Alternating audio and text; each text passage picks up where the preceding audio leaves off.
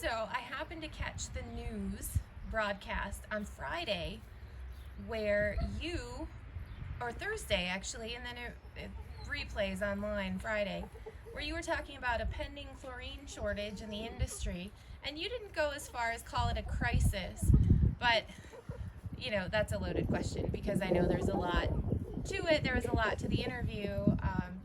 What are your thoughts on the status of chlorine in 2021? Okay, so while it's a great question, it is kind of a loaded question.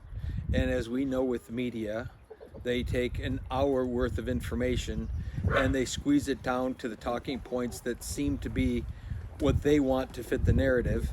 So that's in fact what happened. While all these questions were asked and answered, we got just a snippet of what the real answers were. So here's how I see it.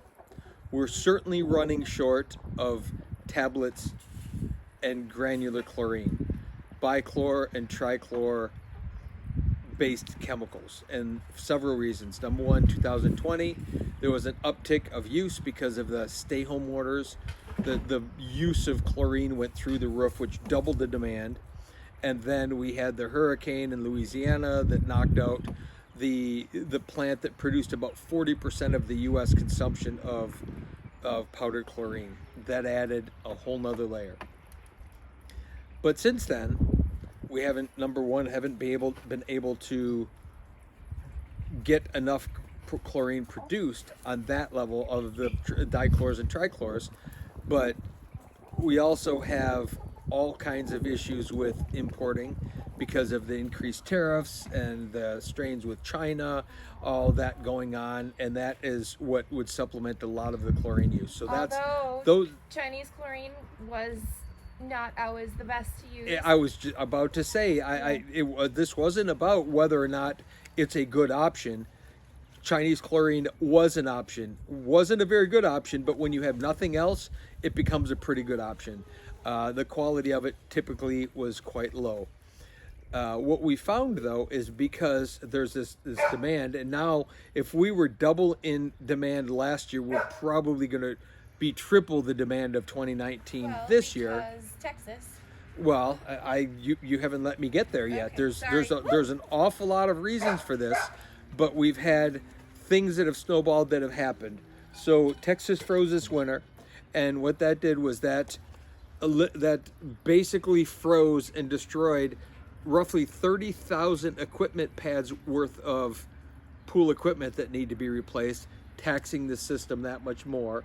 Those pools still need to be chlorinated, but beyond the chlorination part, we still also need to produce the equipment just to replace that. That's added a level.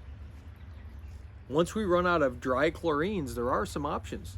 Liquid chlorine, which is lithium-based, is an option. The challenge with liquid chlorine is a lot of states don't allow it to be shipped and moved across state lines.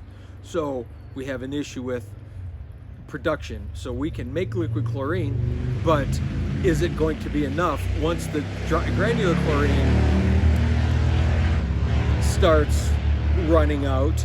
People are going to turn to calcium-based dry chlorines.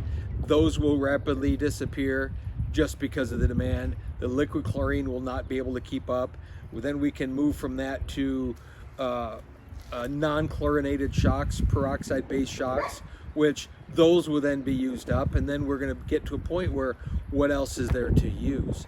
So while it's not a crisis yet, and in that interview they were looking for me to say it's a crisis, it isn't a crisis yet, but it potentially could be a massive crisis as we burn up the stockpiles of chlorine that we currently have and are not able to replace it. We're going to have to look for alternatives.